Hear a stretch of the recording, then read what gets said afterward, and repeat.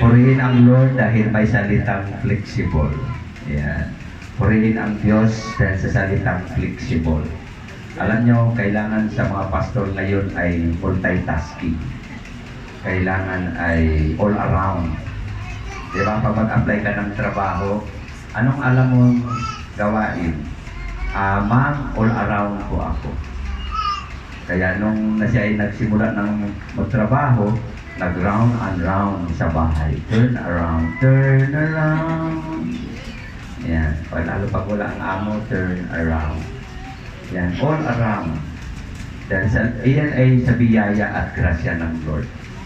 Hindi man natuloy ang pangarap kong mag-artista. Dahil pangarap ko talaga po yan.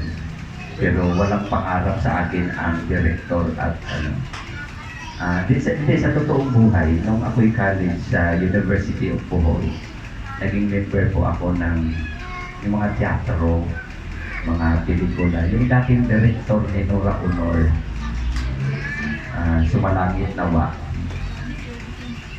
si Sir Vic Del Rosario, siya po yung director namin. At sa Kasamaang Palad, naging best actor ako. Sabi niya, ay first year lang ako nun sa school college. Dadalhin niya ako sa Maynila para daw ay ituloy-tuloy yung pangarap ko. Kaya lang, kailangan ng parents' consent. Kailangan ng parents' consent. Willing naman akong huminto sa pag-aaral noon dahil ito na, mapapanood na ako sa TV. Yan TV noon black and white. Ang TV noon, isa lang sa baryo namin, nag-iisang TV lang siya.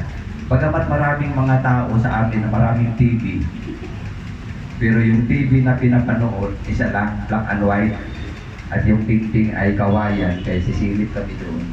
Yung Tagalog box office, na tuwing Sabado. Gusto ko mapanood sa TV. Yung dadalhin na ako, ayaw pirma ng mama ko. So, hindi natuloy. Sabi ng director namin, ito si Larry, all around, pwedeng bida, pwedeng kontrabida, pwedeng ipakain sa buhaya, pwede. Na iiling-iling yung buhaya pag kinakain kasi nalalasa. Yan. Kasi madaling salita, hindi natupad yung pangarap ko noon. Pero nung ako ay naging Christian dahil sa baptisto ako napunta, bawal ang sumayaw, bawal ang kumanta ng secular, bawal ang sumigaw, bawal, maraming bawal.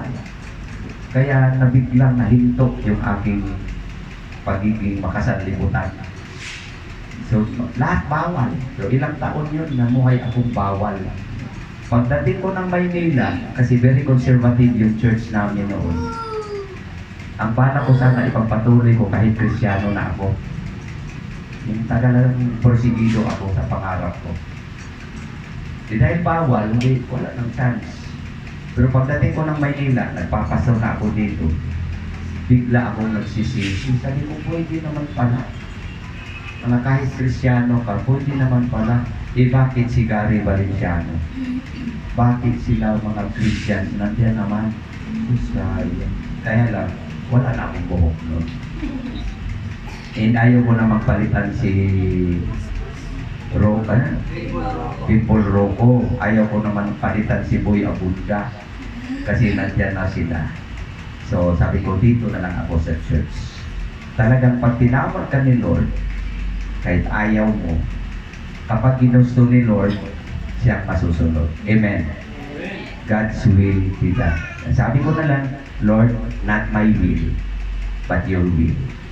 Hindi ako, hindi ang pangarap ko. Pero nung nasa church na ako, napukaw na naman yung ating pagkanta, dahil may kantahan pala dito. Kasi kami nung araw ay hymnals. Ano lang kami, choir, mga ganun-ganun. Soprano, alto, tenor, sintonado. Doon ako napilog sa sintonado.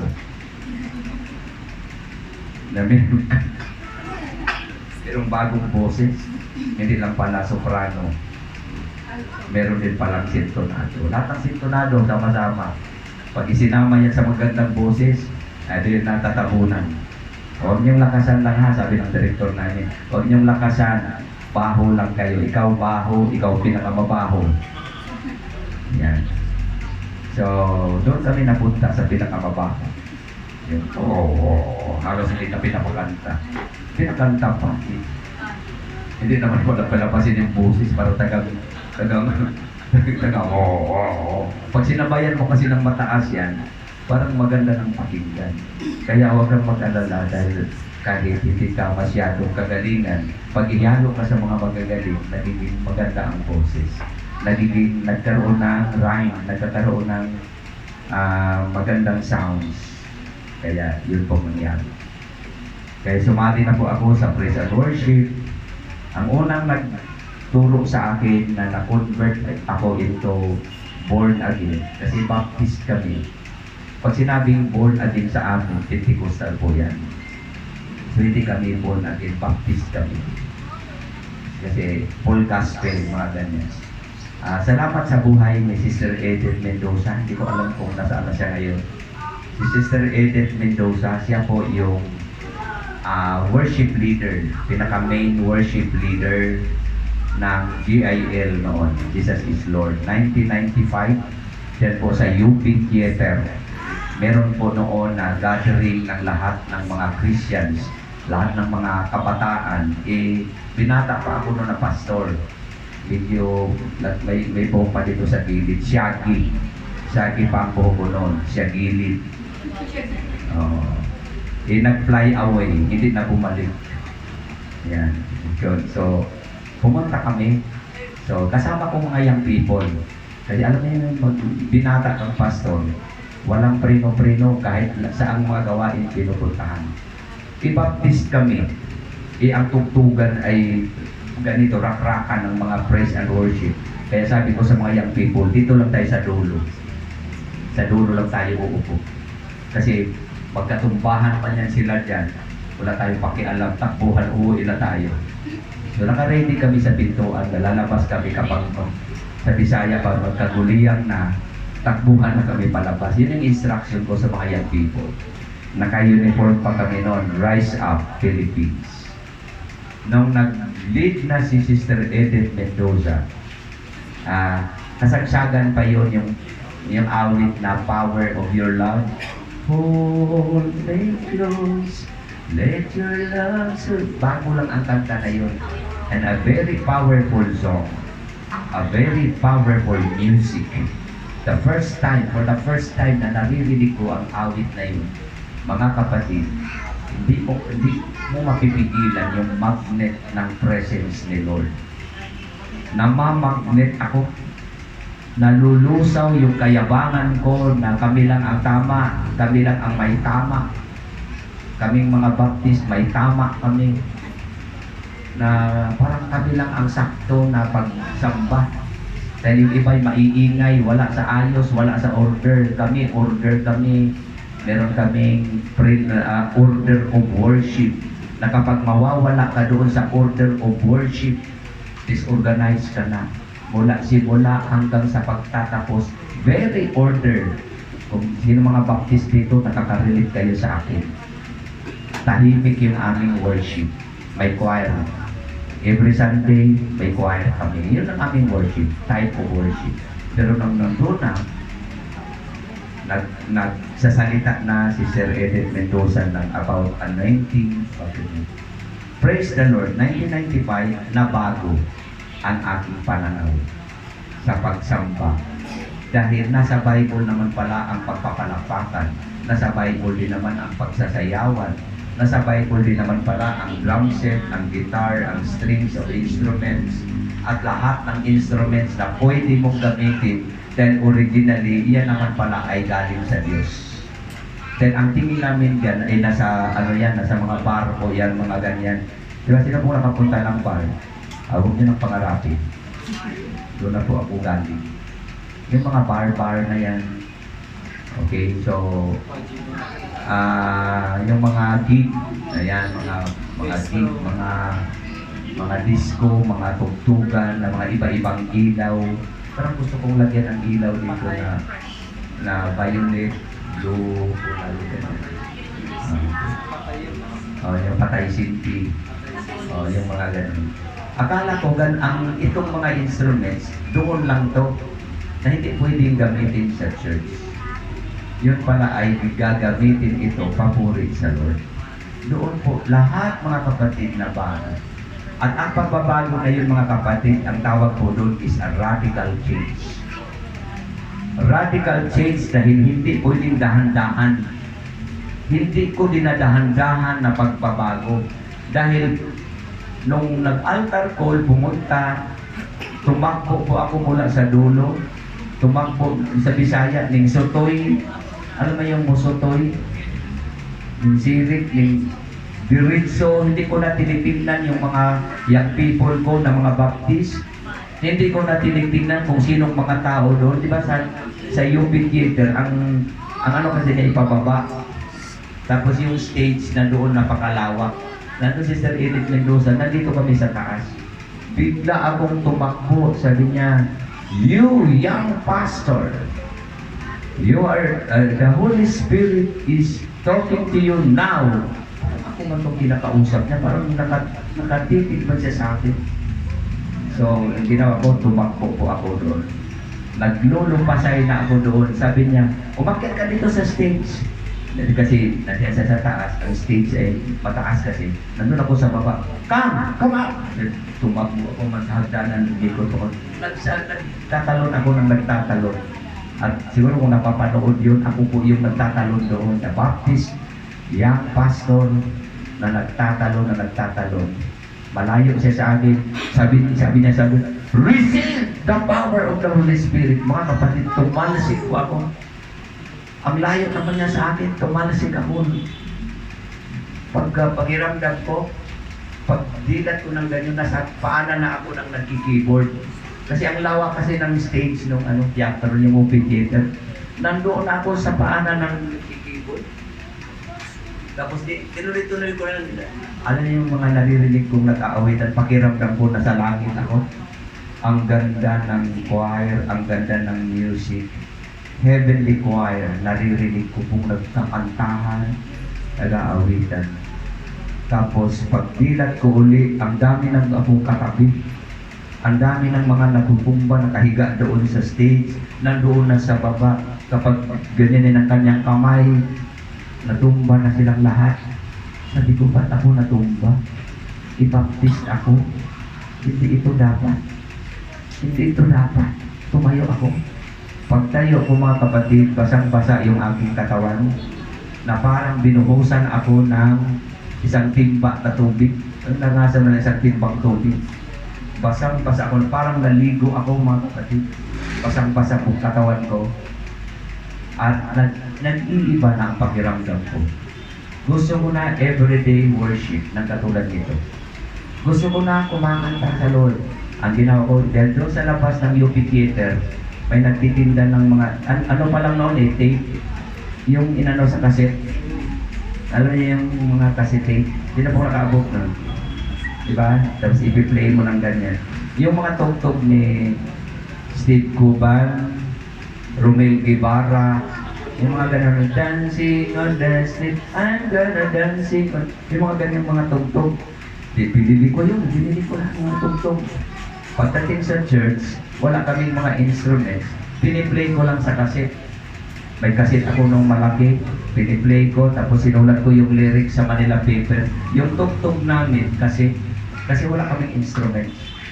Wala kaming gitara, wala kaming lahat. Kasi hymnals na kami. So, piniplay ko ng ganyan. Eh di, nagsayawan, pinasayaw ko yung mga tao. Ganyan-ganyan. Dancing on the street. Naligo na kami lahat sa pawis.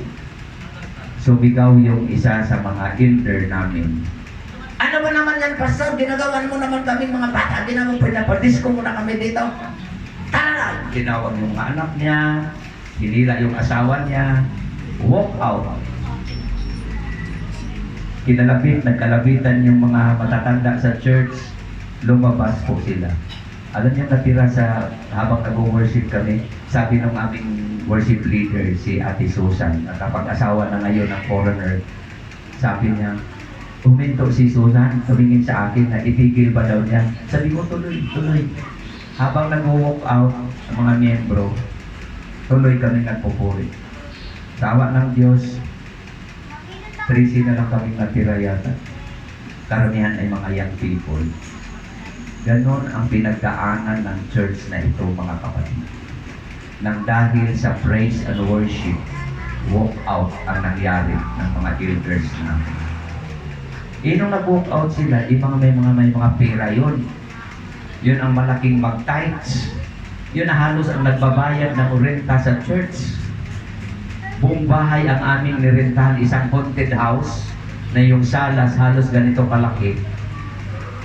Doon kami nag-worship. Sino na ngayon magbabayad? Mga young people, mga estudyante, mga tambay. Yung allowance ko po noon ay 200 pesos isang linggo. Yung 200 pesos. Yes. 12 kaming mga young people na nandun nakatira sa church. Paano ko pagkasyahin ang 200 pesos? Nagtanim kami ng talbos ng kamote. Buong backyard na puno ng kamutihan.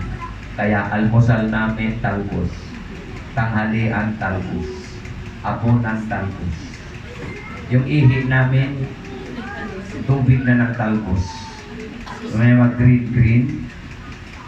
So yun na, puro talbos. Halos 4 na araw, talbos ng kamote, talbos. Ni asin, wala. Nanghingi pa kami ng asin sa kapitbahay. Dahil ang talbos, ang sarap niya isaw-saw sa asin.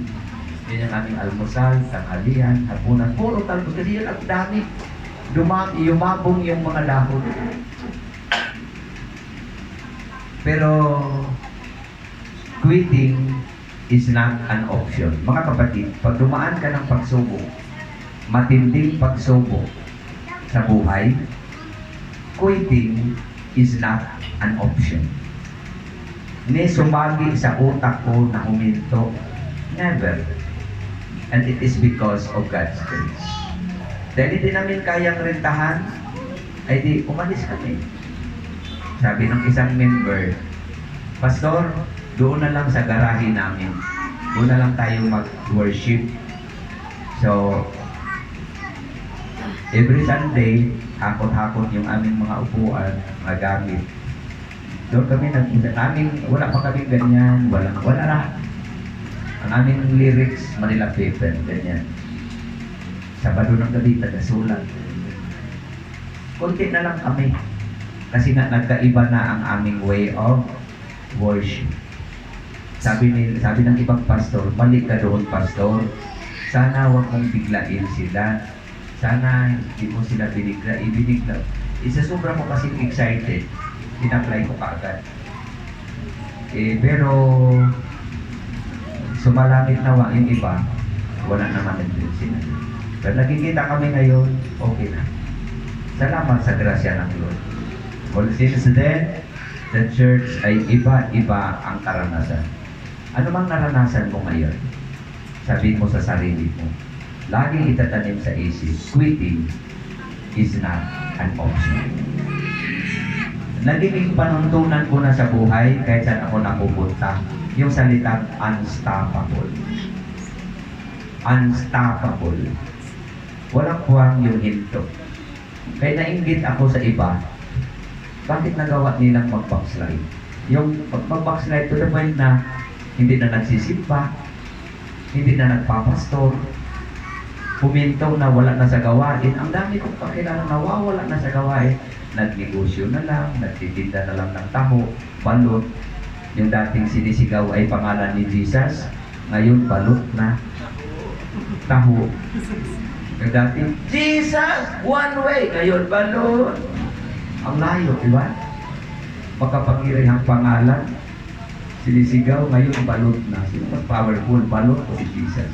Yung balot, hanggang lakas ng tuhod lang yan. Pero yung Jesus, buong buhay mo, pinapalakas.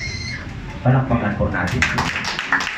Ang mensahe natin ngayong umaga is obedience, pagsunod, yung unstoppable, hindi tayo humihinto. Amen? Continue the race. I have fought the fight. Finish the race. looking unto Jesus. Okay, ang topic natin is obedience protects your future. Sabihin naman po natin, obedience protects. Okay, salamat sa tatlo na nandito. O, tayong tatlo na lang mag-uusap.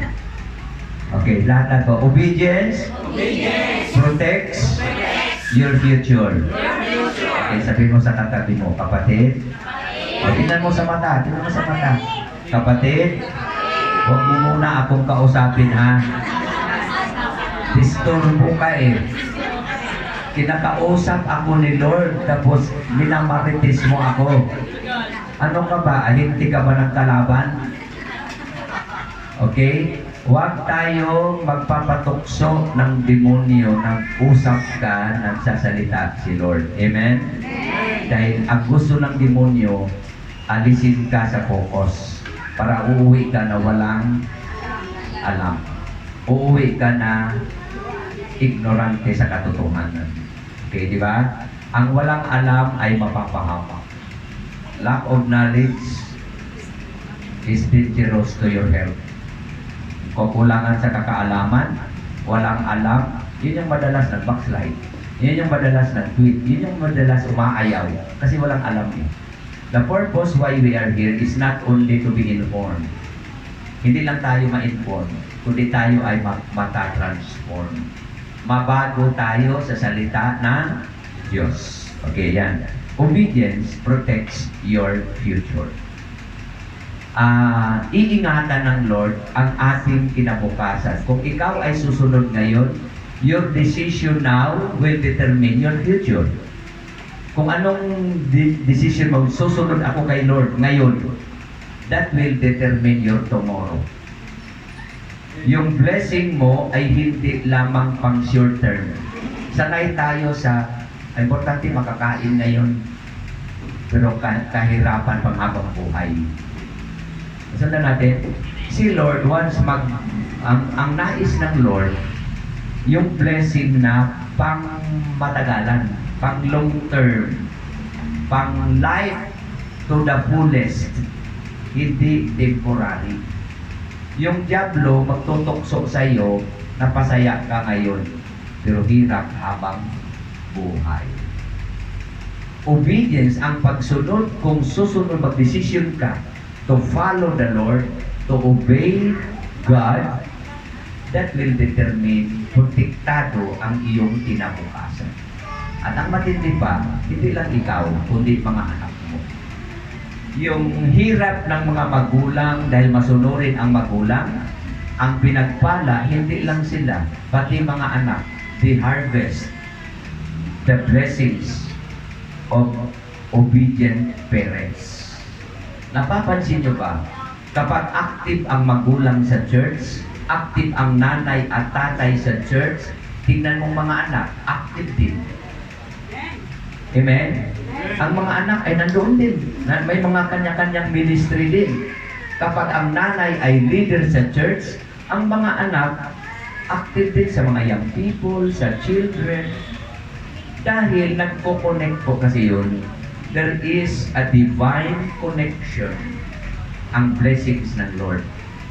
Pero kapag ang magulang ay magsimba lang kapag malaki ang buwan, magsimba lang kapag may event, may napaka-pangit pakinggan. Pero ito yung nakikita ka sa iba. Sa iba naman, wala dito yun.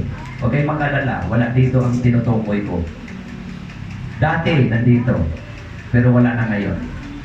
Yung pag may kainan, kung punta tayo, may kainan sa church. Di ba? Pag busog na, busog ako. Grabe talaga Spring of Life pagpakain. Laging yun ang kahinaan ng Spring of Life, kainan. So, pero tingnan mo, pag ganyan ang magulang, tingnan mo mga anak nila, matik, gano'n din. Pag ang parents ay reklamador sa church, complaint dito, complaint doon, ang mga anak, gano'n din. Nagre-reflect. Kaya gusto natin na maganda ang future. Gusto natin yung blessing ay hindi lamang ngayon, kundi tuloy-tuloy. simulan mo ngayon. Obedience protects your future. Wala ka nang alalahanin sa iyong kinabukasan kung susunod ka ngayon. Napakalaking bagay ang desisyon na gagawin natin ngayon kung gusto mong sumunod sa mga alituntunin sa kalooban ng Diyos. Ngayon, wala ka mang sahod na natatanggap. Wala kang payroll. Wala kang nare-receive ngayon. Pero ang pangako ng Diyos ay sapat. Sapat. Hindi lamang for 1 month. Hindi lang for 1 year. But the whole life, you will live abundantly. Dahil ang nakalooban ng Diyos is panghabang buhay. Amen. From generation to generation. Na dahil tapat ka ngayon, huwag kang mag-alala. Wala man dito ang family mo, hindi man sila active. But keep on going. Keep on growing. Because God sees your heart. God knows your need. Hello? Alam ng Diyos ang laman ng puso mo. At ang sabi ng Lord, delight yourself in the Lord, and He will give you the desires of your heart. Alam ng Lord, desire mo na buong family. Tuloy-tuloy ka lang. That will God will protect your future. Someday, isang araw, nandiyan nakatabi mo ang asawa mo, at sinasabi, bumubulong ng asawa mo, honey, darling, sweetheart, magkano ilalagay natin sa envelope ng ating offering? Yung 5K, yung mga malulutong na blue. O, di ba? Nag-a-agree na. Parang maghiramdam ko, 10K eh. Di tag 5K tayo. Yung ating envelope, tag 5K tayo. Di ba iba pa yung offering? Oo nga. Sa offering 3K. Yung dating asawa mo ayaw kang pasimbahin, ngayon may 3K, may 5K nang nalalaman para sa offering. Ngayon mo sabihin, ang sinasabi natin is impossible with God. Bakit nagkaganyan? Bakit nabago ang puso ng asawa mo? Nang dahil yan sa katapatan mo ngayon. Your prayer ngayon will be answered tomorrow, next month, this coming anniversary, if you continue to obey. Unstoppable. Sabi natin, unstoppable. Now, delight, number 1, delight in God's Word. Sa pagsunod, mga kapatid, mahirap sumunod kung hindi mo alam ang inyong sundin. Alamin muna natin ang utos bago ka susunod. Alam namang sunod ka lang ng sunod. Pastor, kinonvict na ako ng Holy Spirit. Diba? May conviction na ako ng Holy Spirit. Tinatouch na ako ng Holy Spirit na ako daw ay susunod. Hindi, sunod ka ng sunod. Ay, anong sundin mo? Ano nga ba? Kasi espiritu yan at katotohanan. Hindi pwedeng maghiwalay ang espiritu sa katotohanan. Hindi pwedeng ihiwalay yung word sa Holy Spirit. Dahil ang Holy Spirit will lead you into all truth. Dadalhin tayo sa buong katotohanan. Kaya, number 1, yung obedience protect our future is number 1, delight yourself in God's Word. Yung kagalakan mong magbasa. Yung hindi ka napipilitan. Kung sa ngayon napipilitan ka, magbasa, pilitin mo. Alam niyo yung nagkasakit ako nitong hanggang ngayon may nanginginig pa yung aking balon-balonan. Pero grasya ng Lord, I can stand. I stand. All I stand. Pero, di ba pag nagkasakit ka, walang ganang kumain? Sino pong nakakaranas nun? may lagnat ka, yung paglasa mo ay walang kalasa-lasa kahit kainan ka pa ng kare-kare na may bagoong, may puso ng saging. Saan ba yun? Akala ko may walang gana. Parang kahit anong pagkain, parang, pero pipilitin mo. Bakit?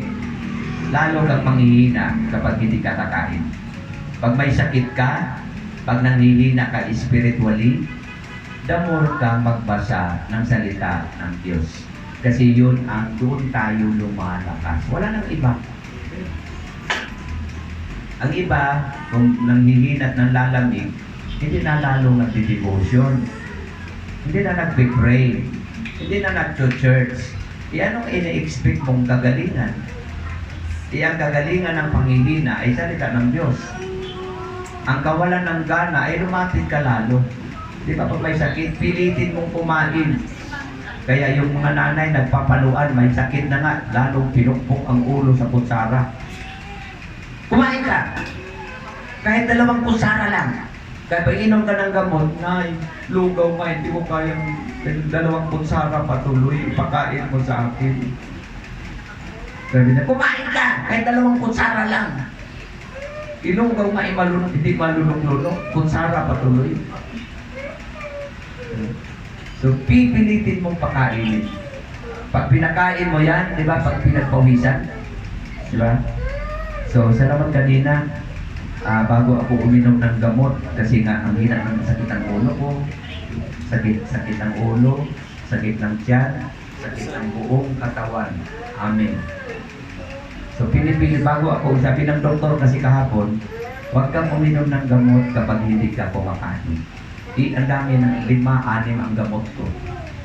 Pag hindi ako kakain, baka masisira yung atay, kidney. So, buti na lang may suman si Ate Mercy. Pinartner ko sa kapital. Galing ang lagnat sa kapangyarihan ng suman at kape. Pinagpawisan yung kalbo ko at gumagaling na ako. Amen? So, ganun din po sa spiritual. Lalo kung manghina, magbasa ng Biblia. Delight in God. Psalm chapter 1, verse 2 and 3. Okay. Psalm chapter 1, verse 2 and 3. Ano pong sabi po dito? But his delight is in the law of the Lord. And on his law, he meditates day and night. Obedience protects your future. If, mga kapatid, you delight in the law of the Lord. The law of the Lord is the Bible. The law of the Lord is the Word of God. Kagalakan natin na magbasa, kagalakan ang ating utak, ang ating isip at puso ay laging nakatuon sa salita ng Diyos, mga kapatid. Our hope, our joy, our peace is in the Word of the Lord. Anong ginagawa natin sa Word of the Lord? Meditates day and night. Pastor, hindi na ako magtatrabaho, dami kong labahan. Ang dami kong maglilinis pa ng bahay, magprepare pa ng baon sa mga bata, baon pa ng asawa. Ang dami kong gagawin, hindi na ako magtatrabaho, kaya mag-meditate na lang ako day and night. Hindi po yun ang ibig sabihin ng Lord. Nagbasa ka sa umaga, huwag na rin, nakakarinig ka ng devotion online, dito sa GCR International, meron po tayong daily devotion online. Pwera doon sa mga walang narinig, pwera doon sa mga walang paki, hindi man lang sumasali. Kaya yung iba nakarating na ng langit, ang iba ay nasa kabilang panig. Dahil ini-ignore nyo ang pagkakaisa ng church. Ang hindi mo alam, kaya ginagawa ng mga pastor ito, dahil concerned kami sa inyong mga kaluluwa, na ayaw namin maliligaw kayo. Dahil napakarami ng kulto-kultuhan ngayon na nagkakalat. Ang dami ng mga bulaang propeta, kaliwat kanan. Nakapasok na nga dito yung mga bulaang propeta na nagpapanggap ng lingkod ng Diyos. Na kung wala kang alam, mga kapatid, sa salita ng Diyos, isang araw, huwag mo akong sisingin, natatangay na. Karamihan sa mga natatangay ng mga bulaang propeta, mga kapatid, ay yung mga hindi nagbabasa, hindi nakikinig, at walang panahon sa salita ng Diyos. Kaya huwag niyong sayangin habang buhay pa ako. Dahil hindi ko alam bukas, hindi niyo na makita ang pinakagwapong nilalang. Dito lang naman sa Makaya Kumpang. Huwag ka lang umusa doon, hindi marami na doon. Mga kapatid, samantalahin natin. Ang buhay ko, ang buhay mo, ang buhay natin lahat ay pansamantala lamang. Huwag kang magplano na, sige, next time na lang. Pastor, huwag kang mag-alala. Makasama din ako dyan. Hindi na bago sa akin yan. Hindi na bago sa amin ni Ate Mercy yan.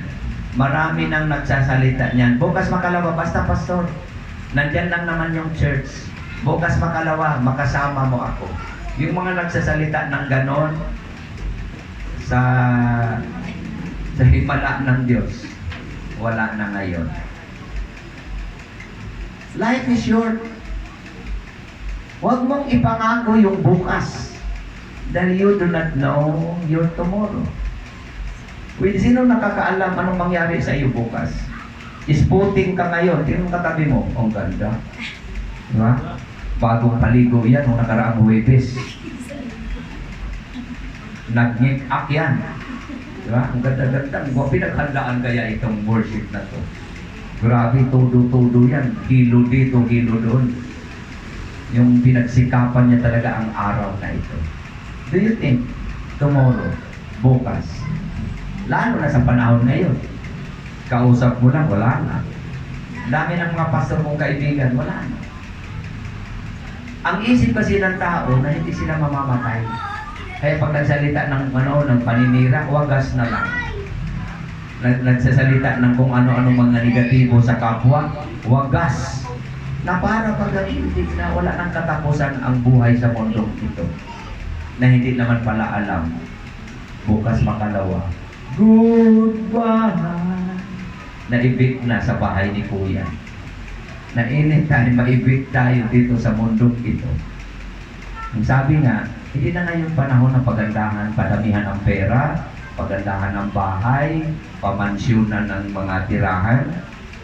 Ang uso ngayon, mga kapatid, ay pagandahan ng buhay. Dahil every day with Jesus. It's every day, every moment is with Jesus. Think your present ngayon.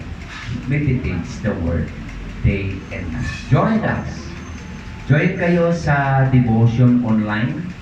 Kung ano-ano nang ginagawa namin. Nandun, mapunta na kami sa Zoom. Alam niyo yung Zoom sa amin, mga langgam na itim yan. Pero yung Zoom dito ay mapapanood ka sa TV. Diba? Papunta na kami sa Google.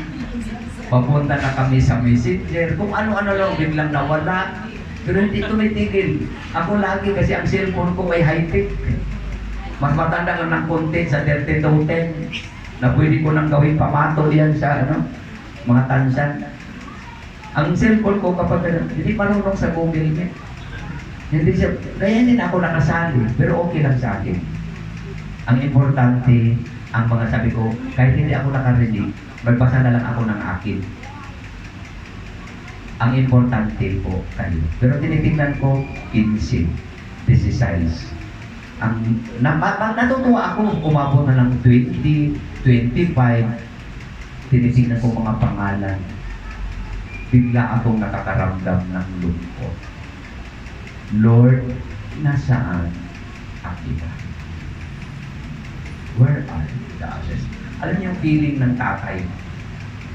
Pag may kainan, may handaan, yung sa amin, yung tatay ko, pag ang tawag ng kumbira, Yung nakikain sa ibang barangay, ang iniisip ng tatay ko, kami. Kahit hindi na siya kakain, ibalot mo na lang ako diyan para sa mga anak. Dadalhan kami ng balbakwa, dadalhan kami ng pusakos, dadalhan kami ng kung ano-ano. Kaya lang minsan, ang minudo nahalo na sa cake. Kasi wala man siyang tupperware nung araw. Yung dinuguan nahalo sa putumaya. Din nagmukha siyang Balenciana. Kain pa rin kami. Sarap eh. Nagkainan kami, wala kaming bigas noon. Ang aming plato ay, kasi taghirap noon, taggutom. Ang baon na, ang plato namin ay baon. Kasi gumagawa kami ng asin. Naglugaw ang mama ko.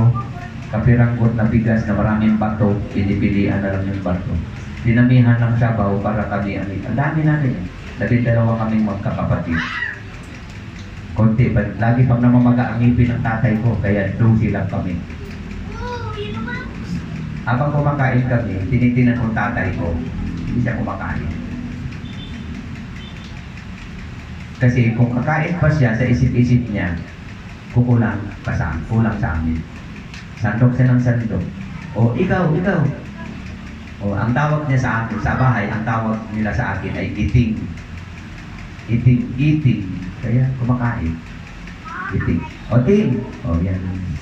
Yan, ganyan. Nung napansin ko tatay ko, sige siya ng sandok, pero wala mang kanya. Tapos, nung tininan kong kalbero, wala na. Tumayo ang tatay ko, pumunta sa likod ng aming kubo-kubo, malayo sa bahay namin, yung paggawaan ng asin, tabing dagat. Pumunta siya sa likod, tapos kumanyan siya. May puno doon, ang tawag ng puno ay alipata. Kung hindi ko makalimutan, grade 2 po ako noon. Kumawak siya ng ganyan. Tapos, bata pa ako noon, hinawakan ko yung hita niya. Tiningalak ko siya.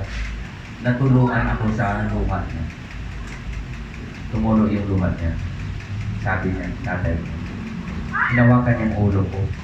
Kaya tuloy na kami ko. Pastor, okay na sana. Nandun na eh. Nandun na yung drama.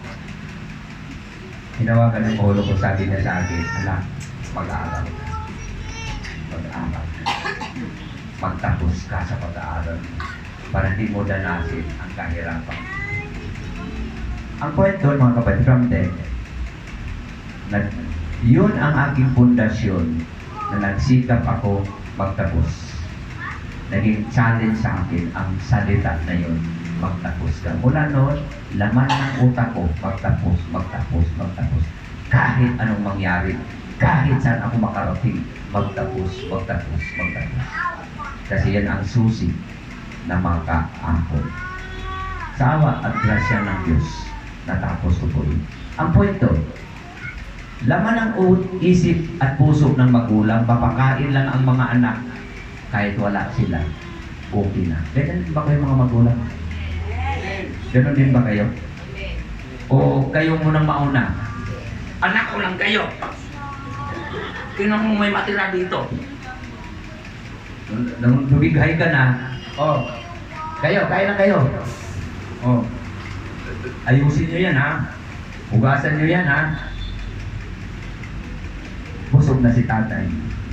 Yung mga anak, mga tinik-tinik na lang. Ganon ba? May kilala ba kayong ganon? Meron din. Akala ko ako lang. Meron din pala. Meron. Ganon din ang pananaw ko sa church. Kapag devotion, ang iniisip ko lagi, mga miyembro. Lalo na yung mga hindi pala simba, na kahit sa devotion man lang nandun. Lalo na yung makita lang kapag malaki ang buwan. Nasa devotion man lang makikita, makakarinig ng salita ng Diyos. Meditate the word day and night. Huwag lang tuwing linggo. Imagine, linggo ka lang kumakain, Lunes hanggang Sabado, wala kang kain. Anong kalakasan na ini-expect mo? Anong kalakasan maasahan mo na matatag ka na Kristiyano, iwala kang kain-kain ng salita ng Diyos? That is why sinabi ng Bible, meditates the word day and night, dahil alam ng Diyos na ang mundong ito punong-puno ng panghihina. At alam ng Diyos na ang kalakasan ay ang salita lang niya. Amen po ba? Amen o amen? Palakpakan po natin si Lord. Okay. So sa salita ng Diyos, ang pagsunod, obedience. Malakay chapter 3 verse 10. Malakay. Sa ibang basa po nito ay malaki. Yung iba naman ay malachi. Pero ang basa po nito ay malakay. Hindi po malachi. Kasi parang malachi din eh. Oh, malaki. Malaki. Malachi. Okay. Malakay 3:10. Okay. By the way, bago natin basahin ito. Una, alamin natin ano ang utos. Ang napapansin nyo ba sa salita ng Diyos, kapag may utos, may pangako. When there is a command, there is a promise. Kapag may utos, may pangako ang Diyos. Kaya, pasalamatan mo na pag ginagampanan mo ang utos at sumunod ka sa utos ng Diyos, mga kapatid, may pangako ang Diyos para sa mga sumusunod. At kabaligtaran naman doon sa mga matitigas ang ulo, ayaw sumunod, may pangako din ang Diyos doon. Sumpa naman ang abutin. Hello? Mamimili tayo ngayon. Ngayon pa lang mamimili ka. Sumpa o pagpapala? Blessing o kamalasan? Blessing. Ang pagpapala, mga kapatid, ang sikreto ay nasa pagsunod sa kung ano ang sinasabi ng Diyos. Kapag ginagawa ka ng wala kang pangangatwiran, wala kang palusot, susunod ka lang ng susunod, si Lord naman ay may pangako. Dahil habang buhay may pagsunod. Baka mag-walk out na hindi man matulong yung sinasabi kay Father. Oy. Hello mga kapatid.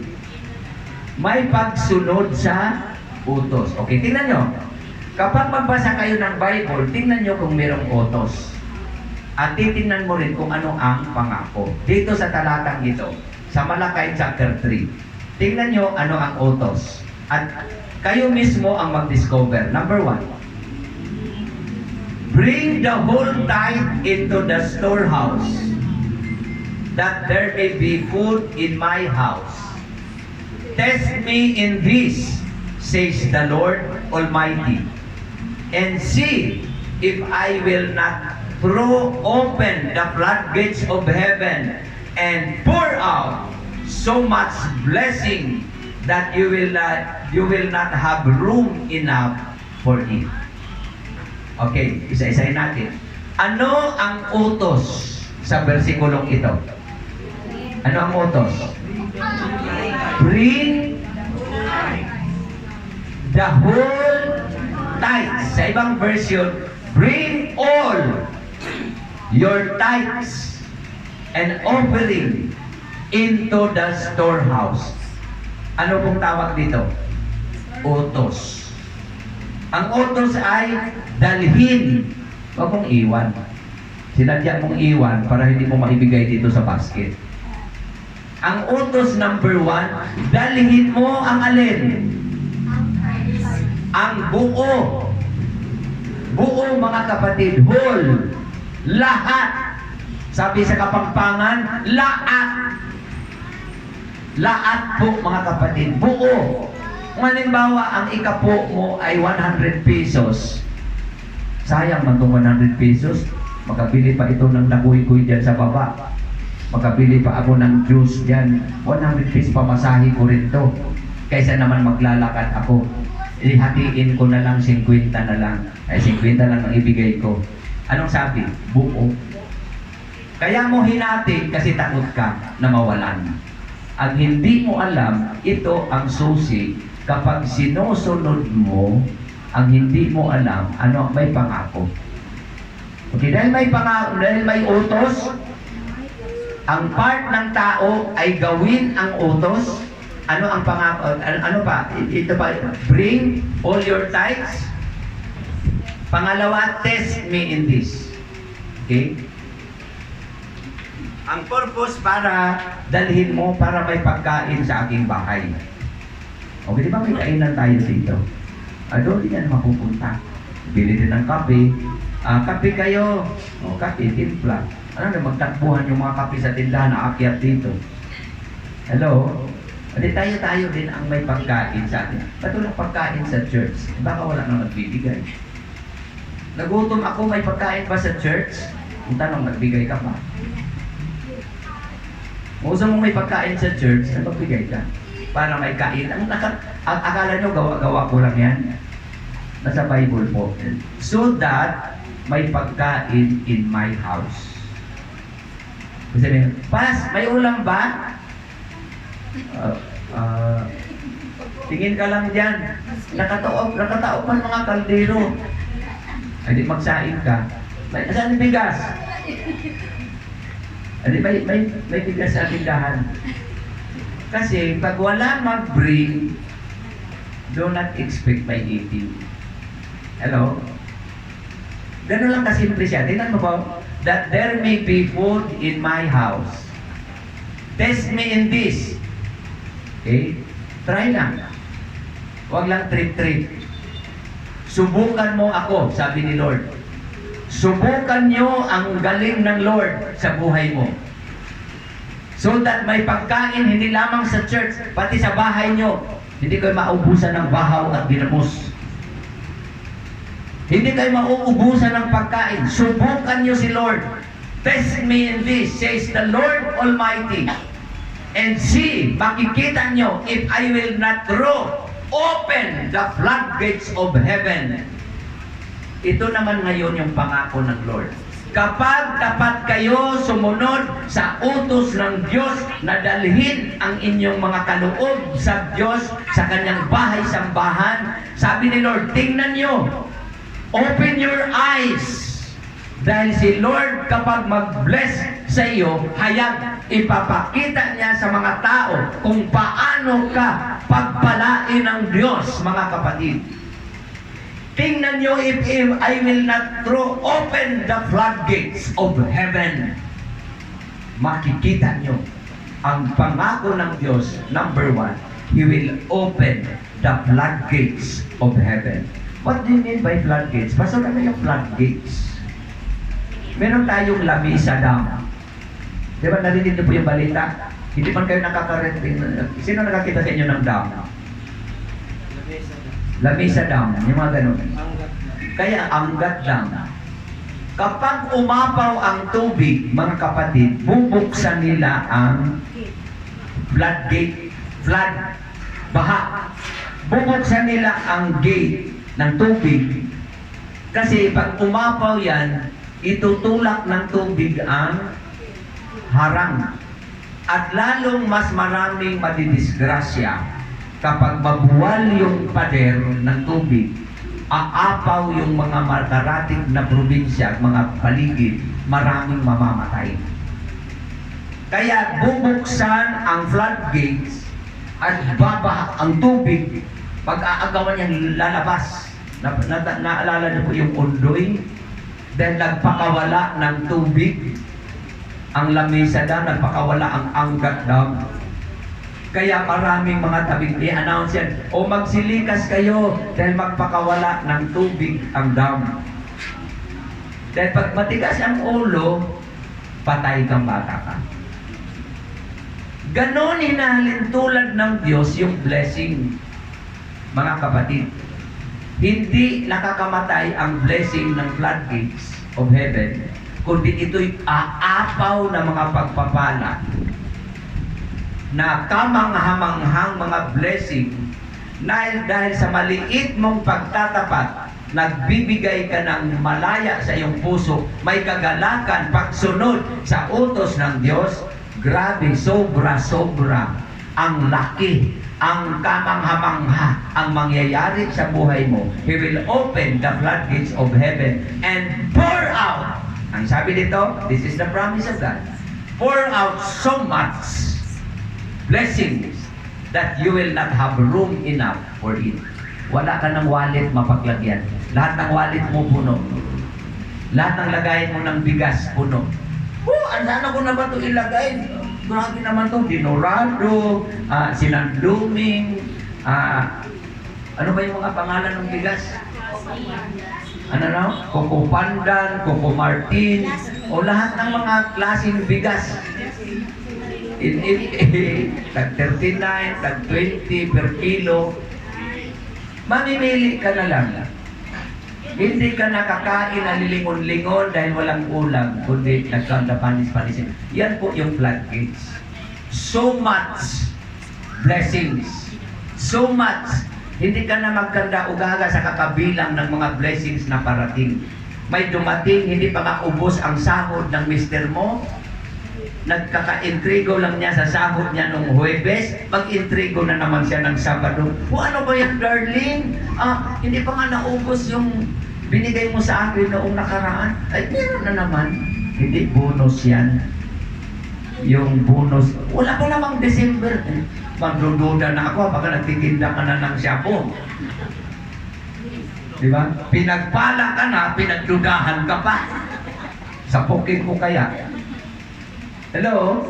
Yun bang, alam niyo sa amin sa probinsya, kapag yumaman, nagpatayo ng malaking bahay, ang mga marites, siguro, puser yan.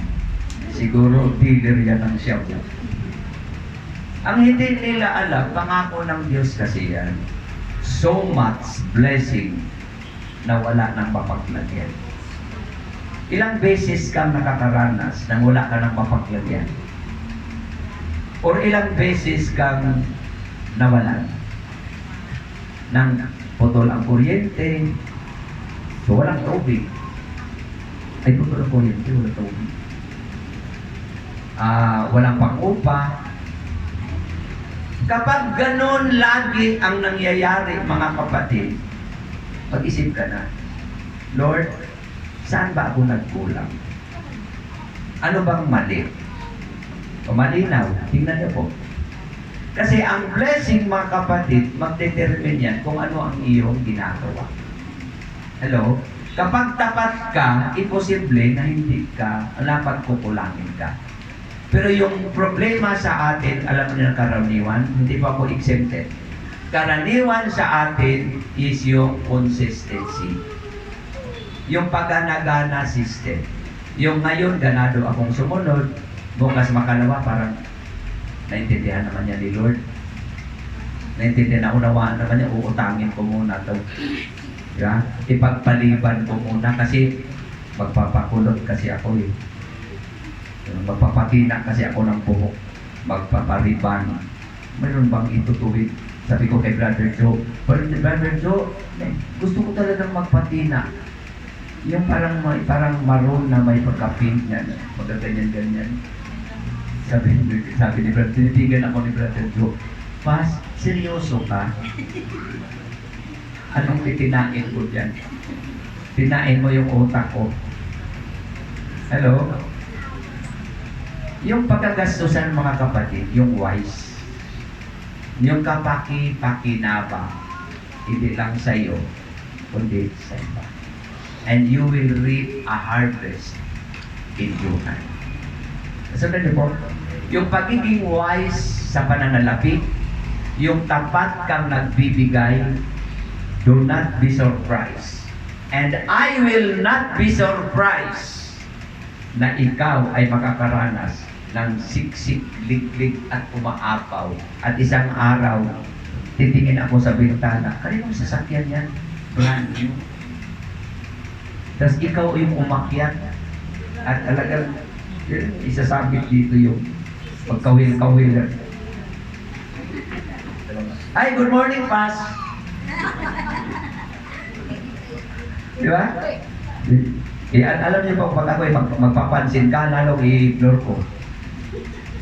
Hello, Pas! Ano, ipatol ka? Epilepsy. Kasi ano yan, may bigat na kumikintab-kintab.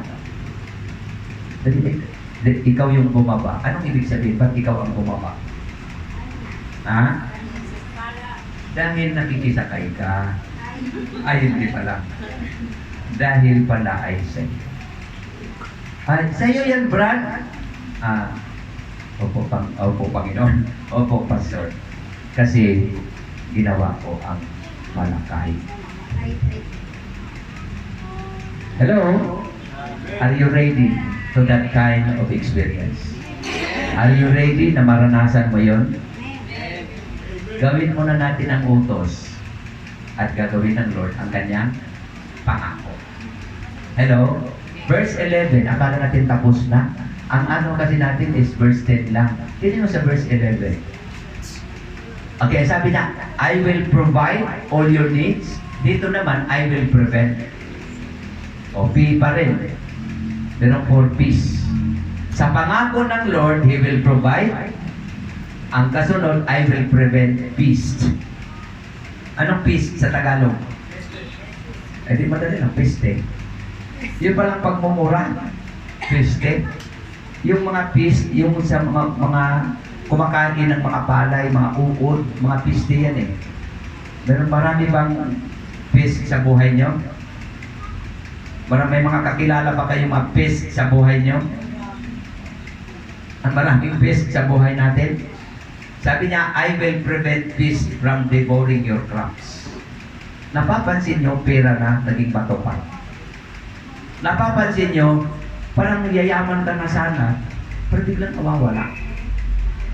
Napansin nyo, na-promote ka na sana, pero biglang nagsara ang company. Nasundan nyo, ayaw ko man mag-resign, hindi pumasok ka, sarado na ang opisina eh.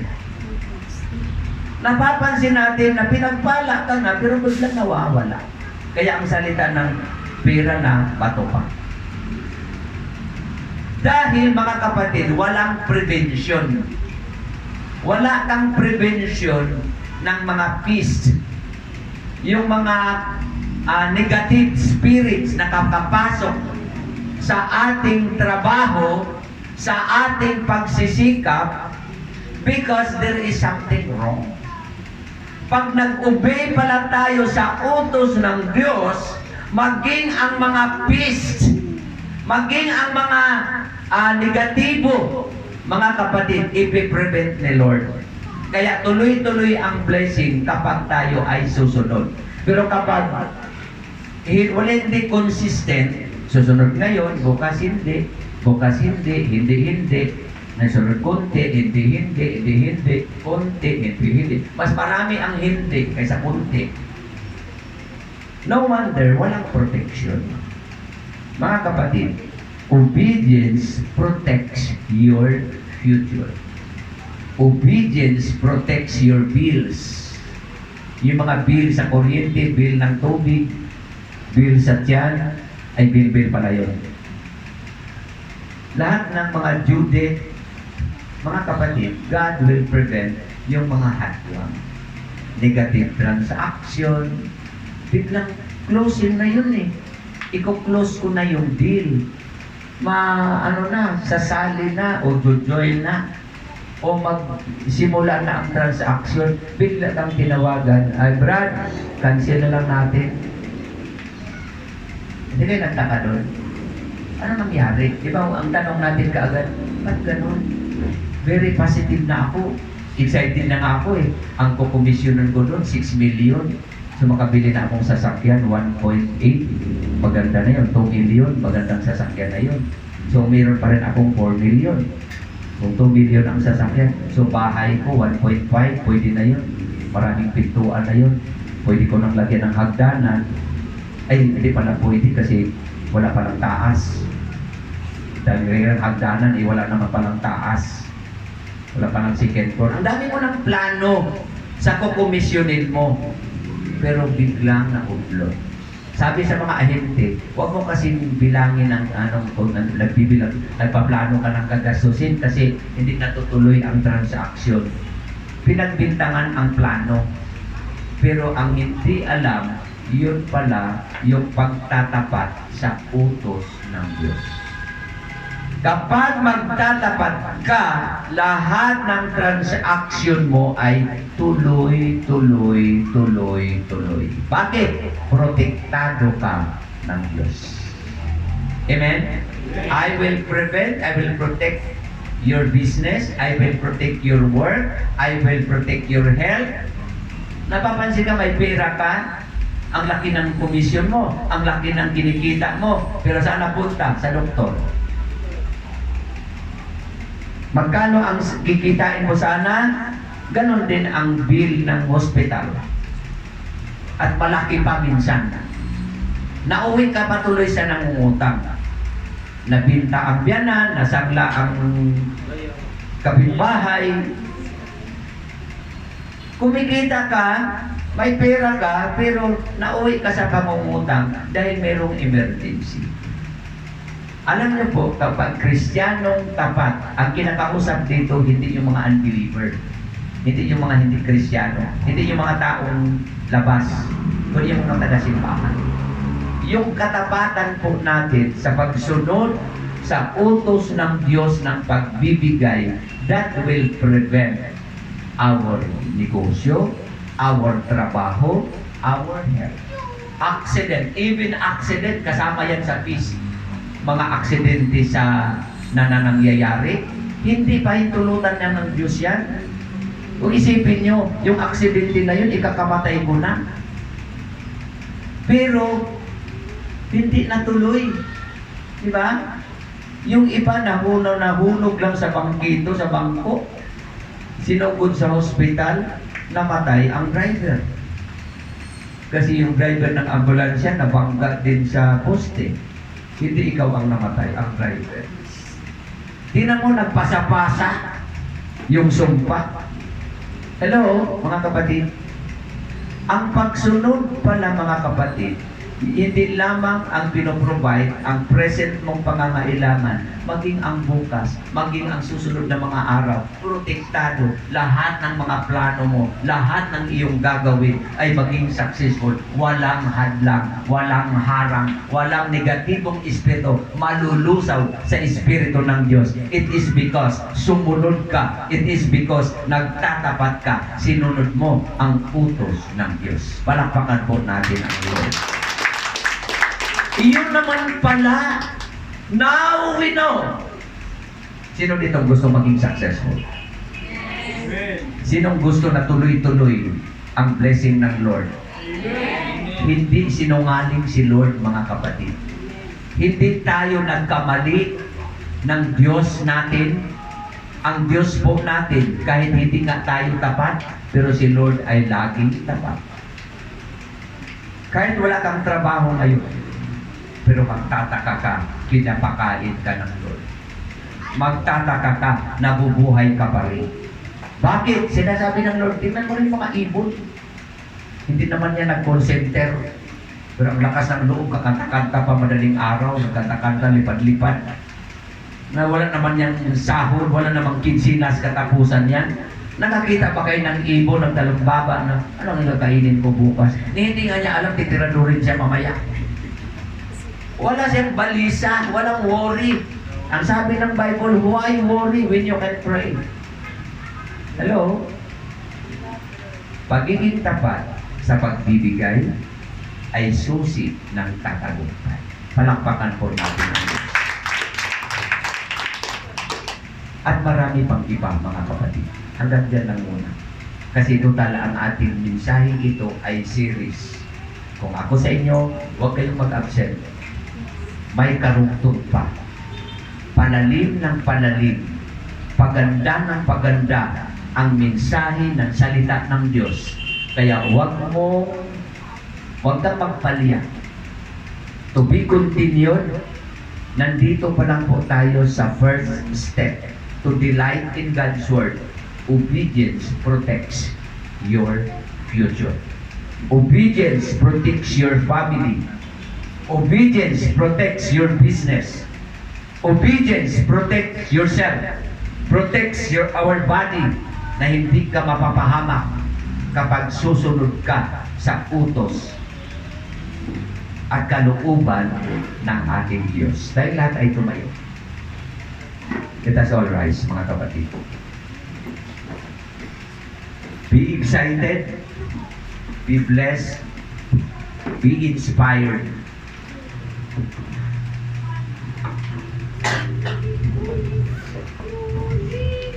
Next Sunday, another Word of God na continue. Obedience protects. Protektado po tayo.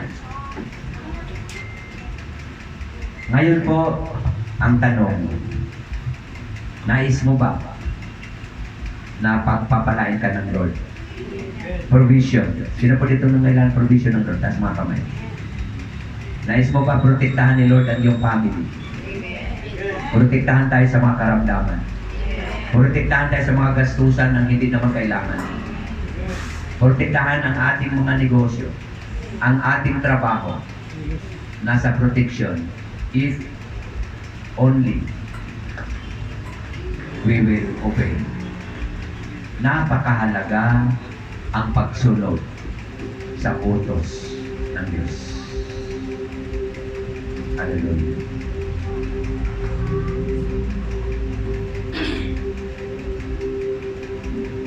Thank you, Jesus.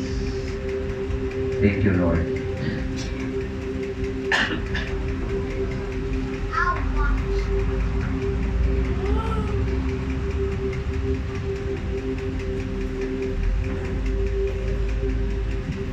Oh, isipin natin mga salita ng Diyos na naririnig po natin. We are not a hearers only, but we are a doers of the word. Tayo ay tagagawa ng ating mga naririnig. Yung ating mga napakinggan na mensahe, nais ng Lord, ay maiisa sa buhay po natin. Ang pagiging tapat, ang pagiging masunurin sa nais ng Diyos, sa iyo at aking buhay. Thousand generations falling down in worship to sing the song of ages to the Lamb. All who run before us and all who will believe will sing the song of ages to the Lamb. Is the highest your name? Is the greatest your name? Stands above them all. All thrones and dominions, all powers and possessions, your name stands above them all. And the angels cry, holy, creation's cry, holy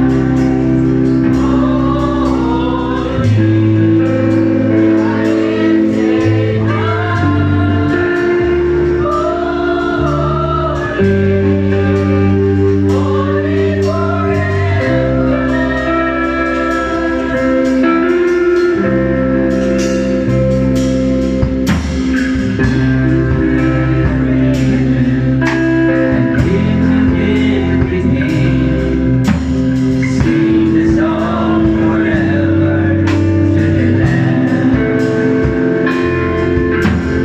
You walk in freedom,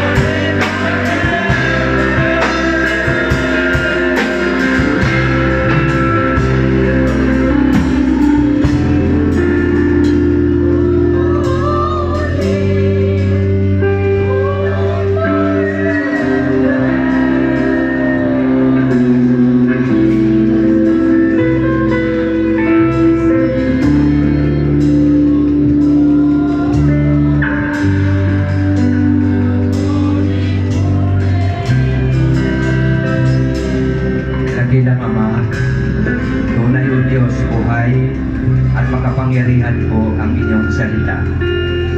Na ngayon ikaw, Lord, nangusap po sa amin.